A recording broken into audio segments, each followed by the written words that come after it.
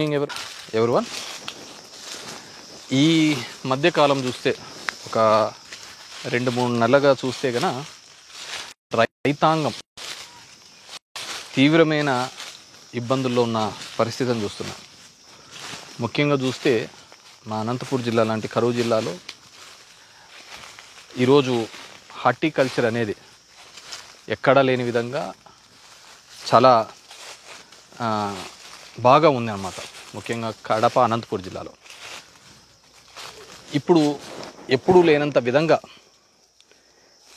ఈ అనంతపూర్ జిల్లాలో పండించిన పంటకు గిట్టుబాటు ధర లేని పరిస్థితి ఏర్పడుతుంది.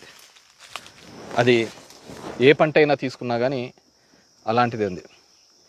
హార్టికల్చర్ ఒక 25% 30% ఉంటే మిగతాదంతా కూడా గ్రౌండ్నట్ కానీ రెడ్ గ్రామ్ కానీ ఇలాంటి దానిల మీద ఎక్కువగా ఆధారపడి ఉంటారు. ముఖ్యంగా కోవిడ్ లాంటి సమయంలో చాలామంది కూడా సాఫ్ట్వేర్ ఉద్యోగులు ఊర్లలో ఉన్నప్పుడు వాళ్ళకున్న భూమిలో అది 5 ఎకరాలో 10 ఎకరాలో అప్పుడు ఇంటి దగ్గర ఉన్నామని చెప్పేసి ఉద్దేశంతో చాలా హార్టికల్చర్ కూడా ఎక్కువగా పెట్టుకోవడం జరిగింది. సరే, ఎందుకంటే ఆ రోజు ఉన్న రేట్లు కూడా పోయిన గవర్నమెంట్లో ఉన్న రేట్స్ కంపేర్ చేస్తే అది వేరుశెనగ కావచ్చు, కంది కావచ్చు, చీనీ కావచ్చు, అదేవిధంగా మామిడి కావచ్చు, అరటి కావచ్చు, చాలా మంచి ప్రైజింగ్తో ఉండేది. కొద్దిగా రైతాంగం కూడా వీటి మీదకి ఇంట్రెస్ట్ చూపిస్తూ రావడం జరిగింది.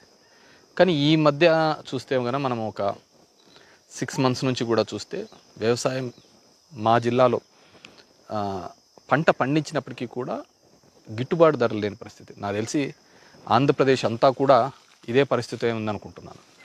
ఎందుకు అంటున్నానంటే మన మిర్చి రైతులను గుంటూరులో చూడడం జరిగింది. జగన్మోహన్ రెడ్డి గారు పోయి అక్కడ పోయి పరామర్శించడం జరిగింది. అదేవిధంగా కర్నూలులో చూడడం జరిగింది. ఆనియన్ రైతులు అక్కడ కూడా ఇబ్బంది పడుతున్న పరిస్థితి. టమోటా రైతులు నిరంతరము కూడా మా ప్రాంతం నుంచి మొదలు పెట్టుకుంటే మదనపల్లి వరకు కూడా గిట్టుబాటు ధర లేక రోడ్డు మీద పడవేయడము. ఢిల్లీ కటింగ్ దోసకాయలు కావచ్చు, ఇవి కూడా కావచ్చు, వీటన్నిటినీ కూడా గిట్టుబాటు ధర లేక అలాగే వదిలేసిన పరిస్థితిని చూస్తున్నాం.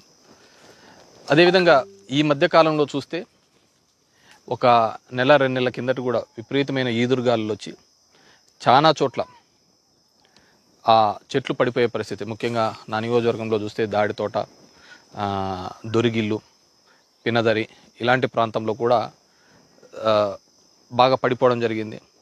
నాకు తెలిసి ఎక్కడ ఎల్నూరులోనో ఎక్కడ ఆత్మహత్యా ప్రయత్నం కూడా రైతులు చేసుకునే పరిస్థితి. అప్పుడు ఒకటి కొద్దిగా స్పందించడం జరిగింది తప్ప తర్వాత ఆ మూమెంట్కు ఏదో ఒక స్టేట్మెంట్ ఇచ్చి దాన్ని తప్పించుకోవడం ప్రయత్నం చేసినారు తప్ప నిజమైన సాయం రైతులకు అందలేదు. ఎందుకు చెప్తున్నానంటే మన చీనీ చూస్తే 30,000 40,000 ఆ రేట్లలో ఉండేది, మినిమం ఉండేది. ఈరోజు చూస్తే అది 20,000 వరకు పడిపోయింది. దాంట్లో దళారులు కావచ్చు, 20 రూపాయలకే తీసుకోవడం, డబుల్ సూట్ అంటాడు, కమిషన్ అంటాడు, ఈ విధంగా ఉండేది. అంటే ఆ ఆక్షన్ లేక కేవలం 5-6 మంది చేతుల్లోనే ఉంది. దీనికి జిల్లా యంత్రాంగం కూడా స్పందించాల్సిన అవసరం ఉంది. సో ఆ చర్యలు కూడా చేయటం లేదు. ఎందుకంటే కేవలం ఒకరిని కక్ష సాధింపు చర్యలో భాగంగా అవి చేస్తాము ఇవి చేస్తాము, పేపర్లకు హైలైట్ అయిదామనే పద్ధతిని చూస్తున్నారు తప్ప ఒక రైతాంగం, ఇంతమంది రైతాంగం ఇబ్బంది పడుతున్నారని ఎక్కడే కానీ లేదు. ఈరోజు చీనీ చూస్తుంటే అలాగే అయిపోయింది, కర్బూజా చూస్తుంటే అలాగే అయిపోయింది, అరటి 6,000 10,000కి పడిపోయిన పరిస్థితి. ఇంత దారుణంగా ఎప్పుడు లేదు. మన ఎప్పుడు చంద్రబాబు నాయుడు గారు అక్కడికి వచ్చినప్పుడు చెప్తున్నారు, అనంతపురం జిల్లాకు వచ్చినప్పుడు ఇక్కడిది విదేశాలకు కూడా పోతుందంట అరటి అని. విదేశాలకు పోతుంటే రేట్ ఎక్కడ? కేవలం 4-5 మంది బ్రోకర్ల చేతిలో పడి ఈరోజు రైతాంగం అంతా ఇబ్బంది పడే పరిస్థితి ఉంది. ఆ ఎంఎస్పి కూడా లేని పరిస్థితి, గ్రౌండ్నట్ కూడా అదే పద్ధతిలో ఉంది. నేను మొన్న ఎప్పుడో అగ్రికల్చర్ ఆఫీసర్తో మాట్లాడి ఏమిందంటే అదేదో పచ్చ పురుగు వచ్చింది సార్, బయటికి బాగా ఏపుగా కనపడుతుంది కానీ కింద కాయలు కూడా లేవు వేరుశెనగకు అని చెప్పే పరిస్థితి. దోసకాయ చూసినామంటే 60 రూపాయలతో మొదలైనది ఇప్పుడు 4 రూపాయలు 5 రూపాయలకి రావడం జరిగింది. అంటే ఇవన్నీ రింగ్ చేస్తున్న చంద్రబాబు నాయుడు ఈ మధ్యన అక్కడ ఇక్కడ ఆపి వాళ్ళను వీళ్ళను అందరినీ నిలబెట్టి మన ఒక బార్బర్ షాప్ లేకపోవడం చూసినాము. మళ్ళీ ఒక మెకానిక్ షాప్ దో ఏమైనా కావచ్చు. నేను చంద్రబాబు నాయుడు గారిని కోరుకునేది ఒకటే, మీరు ఖచ్చితంగా అది నిజంగంటే ఒక మేలు చేయాలి అనుకున్నప్పుడు ఈ ఈ ఈ రాష్ట్రంలో ఇంతమంది రైతాంగం ఉంది, ఈ విధంగా ధరలు పడిపోతూ బ్రోకర్ల చేతులలో రైతులు ఇబ్బంది పడుతున్నప్పుడు ఏం చేస్తున్నారు? జిల్లా యంత్రాంగం ఎక్కడైనా కానీ స్పందిస్తుంది. మంత్రి అచ్చెన్నాయుడు గారు ఏమైనా మీటింగ్స్ పెట్టుకున్నాడా? ఎక్కడైనా మీటింగ్లు పెట్టుకున్నట్టు కనపడలేదే. ఇది ఖచ్చితంగా ఎంత ఇబ్బందిలో పడుతున్నారో రైతులకు ఖచ్చితంగా వెళ్ళి తెలుసుకోండి. మీరు ఎక్కడన్నా మీటింగ్ వెళ్ళినప్పుడు మీరు వెళ్తున్న ఆ బార్బర్ షాపు, మెకానిక్ షాప్తో పాటు ఆ రైతుల తోటలోకి వెళ్ళండి, ఆకస్మికంగా వెళ్ళండి. లేదంటే ఒక మార్కెట్ యార్డ్కి వెళ్ళండి, అక్కడ మార్కెట్ యార్డ్లో ఏ విధంగా గిట్టుబాటు ధరలు వస్తున్నాయో చూడండి. మన మేనిఫెస్టోలో చాలా చెప్పినాం రండి, గిట్టుబాటు ధరలు అని అవి అని ఇవన్నీ ఎన్నో చెప్పినాం. కానీ దయచేసి ఒకసారి మార్కెట్ యార్డ్లోకి వెళ్ళండి, తెలుస్తుంది కదా ఎంఎస్పి ప్రైస్ ఏ విధంగా ఉంటుందో అని చెప్పేసి. కేవలం ఒక కక్ష సాధింపు చర్యల భాగంగానే ఇవి చేస్తున్నారు. కానీ జిల్లా యంత్రాంగం అంతకంతకు విఫలమైపోయింది. జిల్లా యంత్రాంగం అంతకంతకు విఫలమైపోయింది. ఎందుకంటే మీ ప్రియారిటీస్లలో అగ్రికల్చర్ లేదు. మొదటి నుంచి కూడా మీ ప్రియారిటీస్లలో అగ్రికల్చర్. ఆ విధంగా అగ్రికల్చర్ ఉంటే ఒక రాజధాని కోసము మన ఒక 40 ఎకరాలు ఇంకొక 40 ఎకరాలు తీసుకొని అక్కడ పచ్చని భూములు సరే రేట్లు వస్తున్నాయని ఇంకో విధంగా ఏదో విధంగా మనం మభ్యపెట్టచ్చు. కానీ మన తిండే ఫుడ్కు కూడా గిట్టుబాటు ధర లేకుంటే వ్యవసాయం పండించాల్సిన రైతు కూడా ఇబ్బంది పడే పరిస్థితి ఏర్పడుతుంది. దయచేసి ఈ ప్రభుత్వాన్ని నేను కోరుతున్నాను, రైతులు చాలా ఇబ్బందికరమైన పరిస్థితి ఉంది. దగ్గర నెలన్నర రైతాంది అరటి రైతులకు గాలులు వచ్చి పడిపోయిన పరిస్థితి. ఇంతవరకు వాటికి ఎంత ఇస్తారో ఏమిస్తారో కూడా చెప్పలేని పరిస్థితి. ఎన్యూమరేషన్ ఎంత చేసినారో కూడా తెలియదు, ఎంతమంది రైతులు పోయినారో తెలియదు. మేము ఎవరైనా వైఎస్ఆర్సీపీ వాళ్ళని అడిగి పోయినారు అంటే నువ్వు రైతును కూడా పార్టీల పేరుతో చెప్పే పద్ధతికి ఇతను వైసీపీ ఇతను మన పార్టీ అని. నాకున్న ఇన్ఫర్మేషన్ అయితే ఒక 30-40 మంది అసలు పంటే పెట్టుకోకుండా కూడా రాసేసినారు. అదేవిధంగా 40-50 మందిని అసలు ఆ రైతులను కూడా గుర్తించలేని పరిస్థితిలో ఉన్నారు. సో ఇది నిజంగా అంటే దౌర్భాగ్యమైన పరిస్థితి. రైతు అనే వ్యక్తి చాలా ఇబ్బందుల్లో ఉన్నాడు. వాటర్ టేబుల్ కూడా, బోర్లు కూడా చాలా వరకు తగ్గిపోతున్న పరిస్థితి. అంటే బేసిక్గా సమ్మర్ వస్తుంది కాబట్టి ఖచ్చితంగా అవి బోర్లలో కూడా నీళ్లు తగ్గుతాయి. వీటిని ఇమ్మీడియట్గా రెస్పాండ్ అయ్యి మీ అగ్రికల్చర్ మినిస్ట్రీ కానీ సీఎంఓ కానీ ప్రత్యేక చొరవ చూపుకొని దీని మీద రెస్పాండ్ కాకపోతే ఈ దళారుల చేతిలో ఖచ్చితంగా రైతు నాశనం అవుతున్నాడు. మనం బయట చూస్తుంటే నేను ఎవరో చెప్పినాను మునగకు కూడా రేటు పడిపోయింది నిన్న అని. ఎట్లా అంటే ఎవడు ఇంటర్ఫీర్ కావటంలే. గతంలో ఒక భయం అనేది ఉండేది. ఈ విధంగా ఎవడైనా ఏంటంటే గవర్నమెంట్ నేను కొంటానని ప్రొక్యూర్ చేయడానికి వచ్చింది. నాకు ఐ డూ రిమెంబర్ పోయిన గవర్నమెంట్లో చీనీ 1,00,000 వరకు కూడా పోయింది టన్ను. ఈరోజు ఏంది 15,000 20,000 వరకు ఉంది. దాన్ని దాటాలంటే కష్టమవుతుంది. మళ్ళీ డబుల్ సూట్ అంటాడు, పర్సంటేజ్ అంటాడు. నాట్ ఓన్లీ ఇదే కాదు, వేరుశెనగలోనూ అలాగే వచ్చింది. అసలు దీని గురించి రివ్యూ మీటింగ్లు పెట్టుకుంటేనట్లు కనపడటం లేదు. అగ్రికల్చర్ గురించి ఎంతసేపు నేను కూడా రోజు బ్యానర్ ఐటమ్ చూస్తున్నాను. ఎంతసేపు ఆ పెద్ద పెద్ద బిల్డింగ్లు ఫోటోలు చూపించడము, వాళ్ళని కేసులో ఇరికిచ్చిన వీళ్ళని కేసులో ఇరికిచ్చిన ఇవి కనపడతానే తప్ప అగ్రికల్చర్ గురించి మీరు వచ్చిన ఈ సంవత్సరంలో ఎన్ని రివ్యూ మీటింగ్స్ పెట్టుకుని మీరు తీసుకునే యాక్షన్స్ ఏంటి? మీరు పెట్టుకునే యాక్షన్స్ వల్ల ఎంతమందికి ఆ రిజల్ట్ ఆ గ్రౌండ్ లెవెల్లో కనపడుతుంది. సో డెఫినెట్గా అయిపోయింది, సంవత్సరం కూడా అయిపోయింది. ఇప్పటికీ ఇంకా మీరు పొద్దున్న లేచిన నుంచి ప్రతిపక్షాల మీద ఏడుపు మానేసి ఖచ్చితంగా మీకు ఇంత మ్యాండేట్ ఇచ్చిన తర్వాత జనం దగ్గరికి వెళ్ళండి, మార్కెట్ యార్డ్స్ విజిట్ చేయండి. జిల్లా యంత్రాంగం అంతా కూడా మార్కెట్ యార్డ్ విజిట్ చేయండి. ఎందుకు ఫ్లక్చువేట్ అవుతుంది, ఇంతగా దళార్లు తింటున్నారు కూడా చేయాల్సిన బాధ్యత మీ మీద ఉంది. ఎందుకంటే మిర్చి రైతులు ఆ విధంగా ఆ రోజు కొట్లన్నారు, ఆనియన్ రైతులు, టమోటా రైతులు, చీనీ రైతులు, దోసకాయ, వేరుశెనగ రైతులు, ప్రతి ఒక్క రైతు ఇబ్బంది పడే పరిస్థితి ఉంది. డెఫినెట్గా వాటి మీద చర్యలు తీసుకోవాలని చెప్పేసి కోరుతున్నాము. ఇట్లాగే గత ప్రభుత్వంలో అయితే ఇన్సూరెన్స్ కూడా ప్రభుత్వమే కట్టి ఆ ఇన్సూరెన్స్కు దానికి ఇది లేకుండా నష్టం జరిగిన నెల రోజుల లోపల ఆ నష్టాన్ని ఇచ్చే పద్ధతిలో గతంలో జరిగేది. అది అందరికీ తెలిసినది. కానీ వాటి విలువ అప్పుడు తెలియలేదు. ఎందుకంటే గవర్నమెంటే ఇన్సూరెన్స్ కట్టి గవర్నమెంటే ఇస్తున్న పరిస్థితి. ఈరోజు ఇన్సూరెన్స్ అందరి దగ్గర కూడా రైతుల దగ్గర నుంచే కట్టించుకునే పరిస్థితి ఏర్పడింది. ఈరోజు మామిడి చూసినాము అంటే మామిడికి విపరీతమైన లాస్, ఆ పూత పూయేది కూడా పూత రాలిపోవడము ఇవన్నీ కూడా జరుగుతాయి. ముఖ్యంగా మా ముదుగుబ ప్రాంతం లాంటి ప్రాంతంలో మామిడి ఎక్కువగా ఉంటుంది. దాంట్లో కూడా చాలా ఇబ్బందికరమైన పరిస్థితి ఏర్పడింది. అదేవిధంగా గతంలో నేను జిల్లేడుబండ అనే ఒక వాటర్ స్కీమ్ కూడా తీసుకొని రావడం జరిగింది.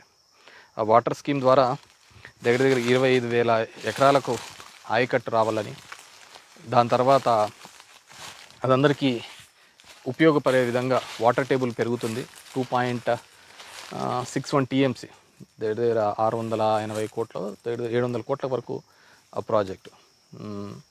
నాకు తెలిసి ఇప్పుడున్న కలెక్టరే అప్పుడు జాయింట్ కలెక్టర్గా ఉండి గవర్నమెంట్కి కూడా పంపించినారు. దగ్గర దగ్గర ఒక 100 crores కావాలి ల్యాండ్ అక్విజిషన్కి అని చెప్పేసి. సో దాని తర్వాత ఒక మంచి గిట్టుబాటు రేటు కావాలని అక్కడ రైతులు అడగడము, ఆ రేటు వచ్చే విధంగా ఏర్పాటు చేస్తామని కూడా చెప్పడం జరిగింది. దాని తర్వాత కూటమి వచ్చిన తర్వాత కూడా వీళ్ళు కూడా పోయి అక్కడ పోయి హామీ ఇవ్వడం జరిగింది, ఆ రేటు వచ్చే విధంగా చేస్తామని.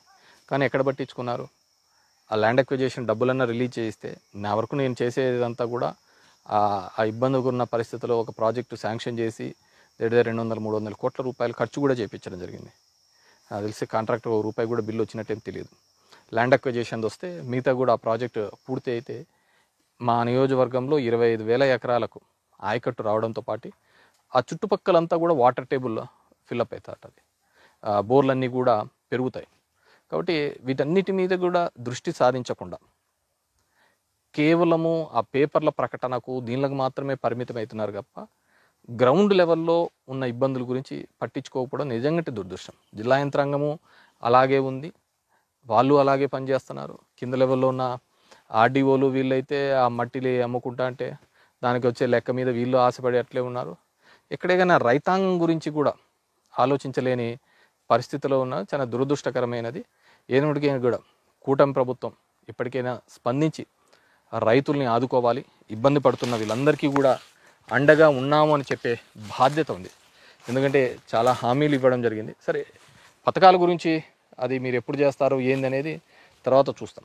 కానీ ప్రభుత్వానికి ఎవరు సలహాలు ఇస్తున్నారేమో తెలియదు. కానీ మా జిల్లాలో బేసిక్గా హంద్రీనివా అనేది చాలా ఇంపార్టెంట్. చాలా చెరువులు నింపే కార్యక్రమం చేస్తారు. దాని ద్వారా ఆయకట్టు కూడా కొన్ని ప్రాంతాల్లో ఇవ్వడం జరుగుతుంది. కానీ ఎవరు ప్రభుత్వానికి సలహా ఇచ్చారో తెలియదు. కానీ ఈరోజు ఆ లైనింగ్ చేసే కార్యక్రమం చేస్తున్నారు. బేసిక్గా ఆ కాల వెంబడి దగ్గర 150 కిలోమీటర్లకు పైగా మా జిల్లాలో ప్రయాణిస్తుంటే ఆ వాటర్ టేబుల్ పెరుగుతుంది. కరువు ప్రాంతంలో లైనింగ్ వేయడం వల్ల వాటర్ టేబుల్ తగ్గిపోతుంది. ఆ చుట్టుపక్కల వాళ్ళకు కూడా ఇబ్బంది కలిగించే అంశం. ఏదో కుప్పానికి నీళ్లు తీసుకొని పోవాలనే ఒక అంశంతో ఇంతమంది రైతులకు ఇబ్బంది కలిగించేది నిజంగానే చాలా బాధాకరమైనది. డెఫినెట్గా అది వాటి గురించి కూడా నాకు తెలిసి జిల్లాలో ఉన్న మంత్రులకు కానీ వీళ్ళకి కానీ జిల్లాకి ఏం కావాలి అనే దాని మీద ఇంకా ఇంతవరకు ఎక్కడ ఆలోచిస్తున్న పరిస్థితి లేదు. నాకు తెలిసి మిగతా అన్ని చోట్ల అంతా తీసిపోయి అమరావతిలో పోస్తున్న పరిస్థితి కనపడుతుంది తప్ప జిల్లాని ఏం చేయాలి అని ఏ జిల్లాలకు సంబంధించిన మంత్రి కూడా ఆలోచిస్తున్నట్టు ఏం కనపడటం లేదు. ఆ విధంగా అయితే చాలా ఇబ్బందికరమైన పరిస్థితులు ఏర్పడతాయి. ఎందుకంటే ఆ లైనింగ్ ఏర్పడితే వాటర్ అంతా కూడా డైరెక్ట్గా వెళ్ళిపోతుంది. ఎంత వాటర్ వస్తుందో అంత వాటర్ టైల్ ఎండ్ వరకు వెళ్తారు. టైల్ ఎండ్ వరకు తీసుకుపోవడంలో మీరు సక్సెస్ కావచ్చేమో, కానీ డెఫినెట్గా కింద ఉన్న బోర్స్ అన్నీ కూడా డ్రై అయిపోతాయి. ఈ ప్రాంతంలో మళ్ళీ ఎడారికి ఇప్పుడిప్పుడే మారుతున్న పరిస్థితులు, మారుతున్న సమీకరణలో రైతం కొద్దిగా ఊపిరి పీల్చుకుంటున్న సమయంలో ఇలాంటి చర్యల వల్ల నిజంగానే ఇబ్బంది పడే పరిస్థితి, ఇక్కడ అనంత రైతాంగం ఇబ్బంది పడే పరిస్థితి ఏర్పడుతుంది. డెఫినెట్గా వీటి మీద కూడా జిల్లా యంత్రాంగం, అనంతపూర్ జిల్లా అంటే మేము ఉమ్మడి అనంతపూర్ జిల్లా కిందికే లెక్క తీసుకుంటాం. కాబట్టి ఉమ్మడి జిల్లాకు సంబంధించిన మంత్రులు 3 మంత్రులు ఉన్నారు. వీళ్ళు ఖచ్చితంగా ఈ ప్రాంతం యొక్క ఆలోచన పరంగా ఈ ప్రాంతానికి ఏం కావాలి అనే దాని మీదే ఖచ్చితంగా ముందుకు వేస్తారని చెప్పేసి ఆ విధంగా చర్యలు తీసుకోవాలి. ఎందుకంటే మనం ఏది చేసినా కానీ మళ్ళీ భవిష్యత్తు మనల్ని ప్రశ్నించకూడదు. భవిష్యత్తు తరాలు వాళ్ళు అరే ఆ రోజు ఇలాంటి చర్యని అధికారంలో ఉండి కూడా వాళ్ళు ఏమీ చేయలేకపోయినారు అనే పద్ధతి ఈ ప్రాంతానికి సంబంధించిన వాళ్ళు. ఈ ప్రాంతానికి సంబంధించిన వాళ్ళు కాబట్టి ఖచ్చితంగా ఈ ప్రాంతం మీద అభివృద్ధికి ఇక్కడ రైతాంగం మీద మంచి చేయాలనే ముందుకు పోవాలని చెప్పి ఈ దళారీ వ్యవస్థ నుంచి రైతుకు గిట్టుబాటు ధర అందే విధంగా చర్యలు తీసుకోవాలని కోరుతున్నాం. Thank you.